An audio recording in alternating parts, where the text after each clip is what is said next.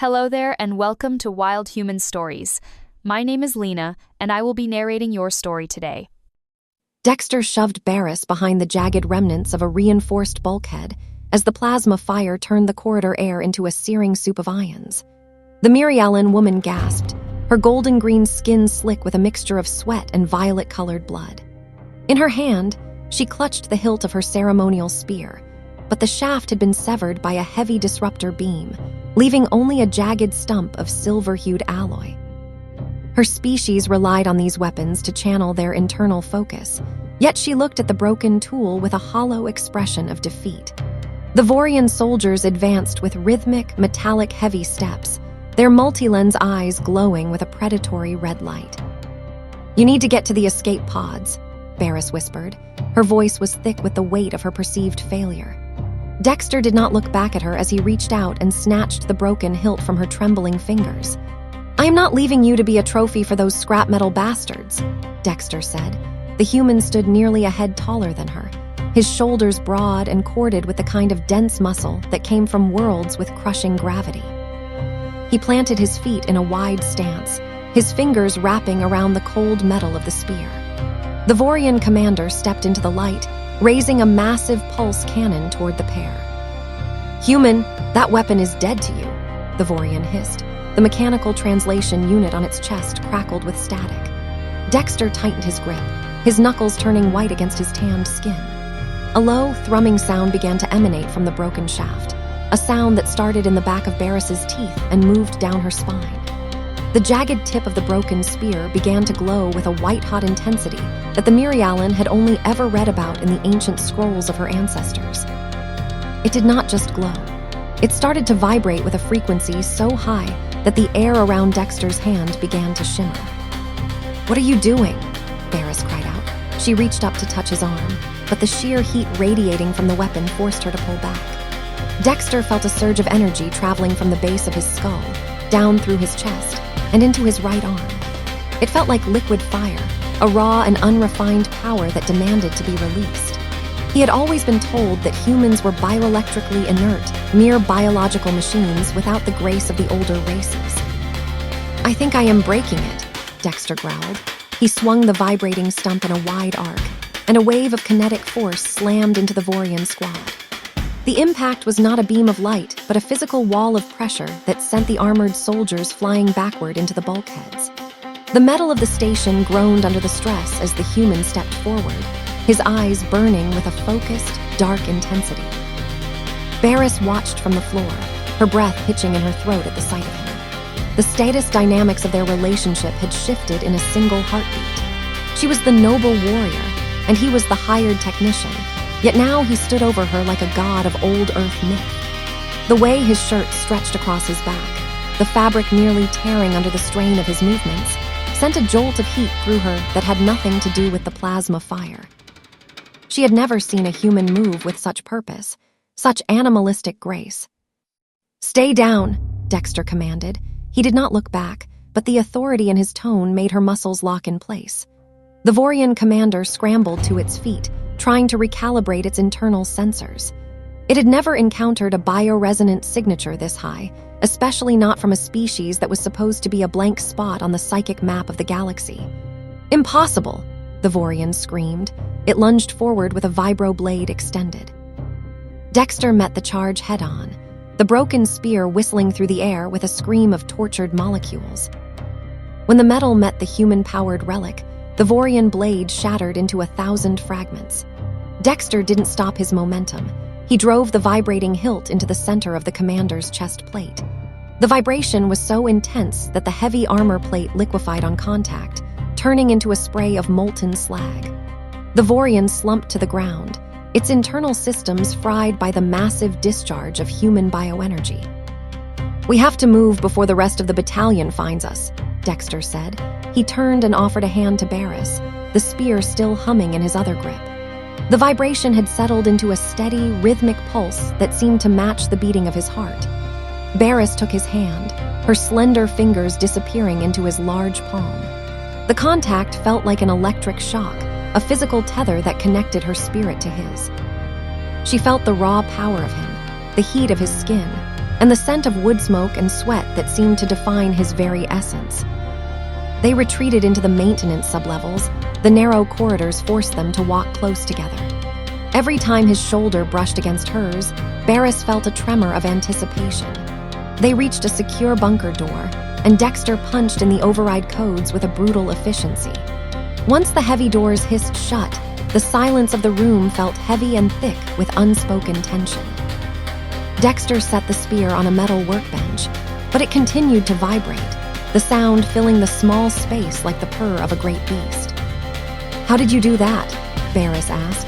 She stepped closer to him, her eyes tracing the lines of his face. Dexter leaned back against the workbench, his chest heaving as he caught his breath. "I don't know," Dexter replied. "I just felt like I had to protect you and the thing just woke up." He looked down at his hands, which were still shaking from the aftereffects of the energy surge. "You are not supposed to be able to use that," Barriss said. She reached out and placed her hand on his chest, feeling the frantic rhythm of his heart beneath the thin fabric of his tunic. "My people spend decades learning to sync with these weapons. You just picked it up and redefined everything we know about human physiology." Dexter's hand came up to cover hers, his skin dark against her pale green hue. "Maybe your people try too hard to be graceful," Dexter whispered. "Maybe we just want it more." The air between them seemed to crackle. Barriss looked up at him, her pupils dilating until the gold of her irises was just a thin ring. The trauma of the battle and the shock of the revelation had stripped away her diplomatic poise. She felt a primal need to be near him, to feel the weight of his body against hers and the heat of that strange, human fire. She moved into his space, her hips brushing against his thighs. "Show me," Barriss murmured. Her voice was a low, seductive rasp. Dexter didn't hesitate. He wrapped his arms around her waist, lifting her off her feet and setting her on the edge of the workbench next to the vibrating spear. The hum of the weapon seemed to resonate through both of them, a third heartbeat in the room. He kissed her then, a hard and hungry pressure that tasted of iron and salt. Barriss let out a soft moan, her legs wrapping around his waist to pull him closer. The intensity of the moment was overwhelming. Dexter's hands were everywhere, tracing the curves of her ribs and the dip of her spine with a desperate, tactile hunger. He was not gentle, but he was not cruel. He moved with the same overwhelming force he had used in the corridor. Barriss arched her back, her fingers digging into his hair as she pulled his head down to the crook of her neck. "You feel like a star," Barriss gasped. Her breath was hot against his ear. The vibration from the spear grew louder, the white light reflecting off the metallic walls of the bunker. It was as if the weapon was feeding off the emotional and physical energy they were generating. The galaxy outside was in chaos. Stations were falling, and fleets were burning. But in this small, dark room, nothing existed except the friction of skin and the sound of their combined breathing. Dexter pulled back for a moment, his eyes searching hers. "I've wanted you since the moment I was assigned to your detail," Dexter confessed. His voice was a low rumble in his throat. "I thought you were some untouchable princess from a world I'd never see." Barriss smiled, a slow and dangerous expression. "I am a warrior, Dexter, and right now I am yours." She reached for the hem of his shirt, her movements fluid and sure. As they moved together, the vibration of the spear reached a crescendo. It wasn't just a physical sensation anymore. It was a psychic resonance that allowed Barriss to see flashes of Dexter's mind. She saw the vast, dusty plains of Earth, the grit of the factories where he had learned his trade, and the sheer, stubborn will that drove him to survive in a galaxy that looked down on his kind. It was a beautiful, chaotic storm of humanity. The twist in their understanding of the universe became clear in that union. Humans weren't bio-null because they lacked the capacity. They were bio-null because their internal energy was too volatile for standard alien tools to measure. They were capacitors, holding back a flood of power that only surfaced under extreme duress or intense passion. The spear hadn't just vibrated. It had evolved to match the human's output. This revelation would change the balance of power in the Orion Arm forever. The Vorian Empire had always relied on their psychic dampeners to enslave other races, assuming that physical strength could always be countered by mental dominance. But Dexter had just demonstrated a form of power that ignored dampeners entirely. It was a kinetic, biological force of will. As Barriss reached her peak, she felt the station itself seem to tremble, as if responding to the man who held her. They lay together for a long time afterward, the cooling metal of the workbench a stark contrast to the heat of their bodies. The spear had finally gone dark, but the air still felt charged with static. Dexter stroked her hair, his touch surprisingly light for a man of his size. "They'll be looking for us," Dexter noted. "The whole station will be crawling with them soon." "Let them come," Barriss said. She sat up, her eyes glowing with a newfound confidence. She picked up the broken spear, and for the first time it didn't feel heavy or dead in her hands. It felt like an extension of the man she had just shared herself with. "We are going to find your shuttle, and we are going to get word to the Human Directorate. They need to know what you are." Dexter stood and began to dress, his movements efficient. "What I am is just a guy trying to get us home," Dexter said. "But I'm not letting them take you." They slipped out of the bunker and began the long climb toward the docking spires. The station was a tomb of smoke and flickering lights. They encountered a patrol of Vorian elites near the central lift. These were the heavy hitters, encased in powered suits that could withstand a tank shell. "Wait," Barriss whispered. She held up a hand. "There are too many." Dexter just smiled, a grim, lopsided thing. "Watch me," Dexter said. He took the spear from her. He didn't wait for them to see him. He lunged out of the shadows, the spear igniting instantly. It wasn't just a vibration now. The weapon was throwing off arcs of white lightning that scorched the floor. Dexter moved through the patrol like a whirlwind. He didn't use the finesse of a Mirialan. He used the raw, crushing power of a human. He swung the spear like a club, and every hit resulted in an explosion of blue sparks and shattered armor. One of the Vorians managed to get a grip on Dexter's arm, its hydraulic servos whining as it tried to crush his bone. Dexter didn't flinch. He let out a roar of defiance, and a visible wave of heat erupted from his skin. The Vorian's gauntlet turned cherry red and began to smoke. The alien let go, stumbling back in confusion. Dexter finished it with a thrust to the neck, the vibration of the spear head decoupling the alien's helmet from its suit. Barriss followed in his wake, her own smaller sidearm picking off the stragglers. She saw the way the enemy looked at him, not with the arrogance they usually showed toward lesser species, but with genuine, shivering terror. To them, Dexter was an anomaly, a glitch in the natural order of the universe. He was a primitive being wielding the power of a supernova. They reached the docking bay where a sleek, human-made interceptor sat under a layer of soot. It was a Seela's-class vessel, built for speed and durability rather than comfort. "Can you fly this?" Barriss asked. She looked at the cramped cockpit. "I can fly anything with an engine," Dexter replied. "Get in. I'll hold them off while the reactors cycle." He stood at the base of the ramp, the spear held across his chest. The bay doors began to hiss open, revealing a much larger force of Vorians, including an armored walker that towered over the crates. "Dexter, get inside," Barriss shouted. "The walker will level this whole bay." Dexter didn't move. He closed his eyes, his hands tightening on the spear. He wasn't just holding it, he was talking to it, or perhaps it was talking to him. The vibration grew so intense that the nearby metal crates began to dance on the floor. The walker leveled its twin cannons and fired. Dexter raised the broken spear, and instead of being incinerated, the plasma bolts hit an invisible wall of force 5 feet in front of him.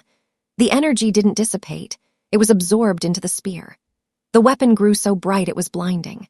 With a final, guttural shout, Dexter thrust the spear forward.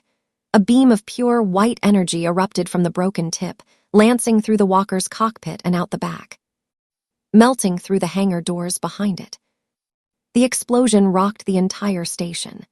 Dexter stumbled back, the spear finally shattering into dust in his hands. He collapsed onto the ramp, his skin pale and covered in a fine layer of frost. Barriss was there in a second, dragging him inside the ship as the atmospheric alarms began to scream. She slammed the hatch shut and leaped into the pilot's seat, her fingers flying across the human controls she had only partially studied. The interceptor roared to life, its engines screaming as it tore away from the crumbling station. Barriss didn't look back until they had jumped into the safety of Slipstream. Only then did she leave the pilot's chair to check on Dexter. He was lying on the floor of the small cabin, his breathing shallow but steady. She knelt beside him, her hand going to his forehead. "You're freezing," Barriss whispered. She pulled an emergency thermal blanket over him. Dexter opened his eyes, the dark pupils finally returning to their normal size. "Did we make it?" Dexter asked. His voice was barely a ghost of its former self. "We made it," Barriss said. She lay down beside him, pulling him into her arms to share her body heat. "You saved us. You saved everything." "I just wanted to see your home planet," Dexter joked, a small, tired smile tugging at the corners of his mouth. Barriss kissed his forehead, her heart full of a strange, fierce pride. "You will," Barriss promised. "But first, the Directorate is going to want to talk to you. You've just started a war, Dexter. Or maybe you just ended one." The human nodded, his eyes closing as he finally succumbed to exhaustion. As the ship hurtled through the void, the significance of what had happened began to settle on Barriss. The galaxy had always viewed humanity as the younger brother species, tolerated for their engineering and their willingness to do the dirty work. Now, the hierarchy was destroyed. A single human with a broken stick had outperformed the greatest warriors of her people, and she had felt that power firsthand, inside her and around her. She looked out the viewport at the swirling colors of the slipstream. She knew that life would never be the same. The Vorians would come for him, and the Mirialans would try to study him, but she wouldn't let them. She belonged to him now, not just by choice, but by the resonance of their souls. She was the warrior who had been defended, and he was the man who had raised a broken spear to redefine the fate of the stars. Hours later, Dexter stirred in her arms. The color had returned to his face, and his skin was warm again. "I feel like I could sleep for a year," Dexter said. He sat up slowly, his muscles groaning. "Not yet," Barriss said. She reached out and traced the line of his jaw. "We have a lot of work to do before we reach Earth." "Like what?" Dexter asked. He caught her hand and kissed her palm. "Like making sure you can do that again," Barriss whispered. She leaned in, her lips inches from his. "And exploring exactly what else that human fire of yours can do." Dexter laughed, a rich, vibrant sound that filled the small cabin. "I think I can manage that," Dexter said. He pulled her down onto the bunk, the mission and the war forgotten for just a few more precious moments of human warmth. The data they carried would eventually reach the human directorate, leading to the development of the first bio-resonant human armor and the eventual liberation of the fringe systems.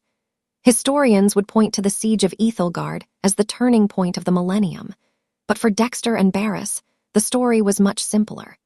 It was about the moment a human refused to accept that something was broken and the vibration that shook the universe in response.